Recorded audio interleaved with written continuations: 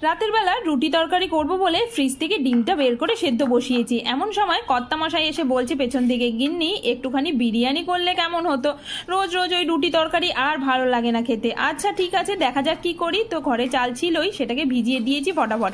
আর দেখো 15 মিনিটের মধ্যে চালটা ভিজেও গেছে। এবার এটাকে সুন্দর একটা ভাত করে নেব, ঠিক ওই 80% মতন ফুটিয়ে নিয়ে তার মধ্যে গরম মশলাগুলোও দিয়ে দিয়েছি। আর ততক্ষণে এইখানে ডিমগুলো সেদ্ধ হয়ে গেছে, সেগুলোকে ঠান্ডা করে ছুলে নিয়েছি। ভাতটাও প্রায় হয়ে এসছে। এটাকে ঝটপট নামিয়ে দিয়ে ডিমগুলোকে খোসা ছাড়িয়ে কড়াইয়ের মধ্যে দিয়ে দিয়েছি পেঁয়াজ, একটু বেশি করে পেঁয়াজ বেরেস্তা করে ভেজে নিয়েছি। এবার ঝটপট এটা একটা বাটিতে তুলে নিলাম আর ওই তেলের মধ্যেই নুন হলুদ দিয়ে ডিমগুলোকে দিয়ে দিয়েছি। এটাকে একটু লাল লাল করে সুন্দর করে ভেজে নেব। আর ভাজতে ভাজতেই দেখো কি কত তাড়াতাড়ি হয়ে গেল। ব্যাস এটাকে বার করে নিলাম।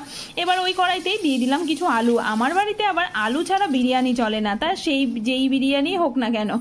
তো ঝটপট করে দেখো সেটাও হয়ে গেছে। এবার তেলের মধ্যে একটু জিরে ফোড়ন দিলাম, চাইলে নাও দিতে পারো। তার সাথে পেঁয়াজ দিয়ে ভাজা করে নিয়ে আদা রসুন বাটা দিয়ে দিলাম। দিয়ে এটাকে ঝটপট নাড়াচাড়া করে দিয়ে দিলাম একটু টমেটো। এটাকেও ভালো করে কষিয়ে নেব।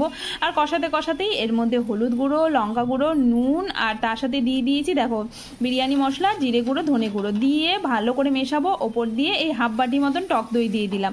দিয়ে এবার কষাতে থাকতে হবে। এটাকে একদম কম আঁচে করব, কিন্তু একটু জল দিয়ে ভালো করে মিলিয়ে দিলাম। মোটামুটি একটু ভাজা ভাজা হয়ে এসছে। এমন সময় ভাজা আলুগুলো দিয়ে এর মধ্যে দিয়ে দিলাম জল দিয়ে একটু ফুটিয়ে নেব কিছুক্ষণ। আর তারপরে যখন কি একটু ফুটে কম হয়ে আসবে তরকারিটা, তখন তার মধ্যে দিয়ে দিলাম এই যে ভাজার ডিমগুলো।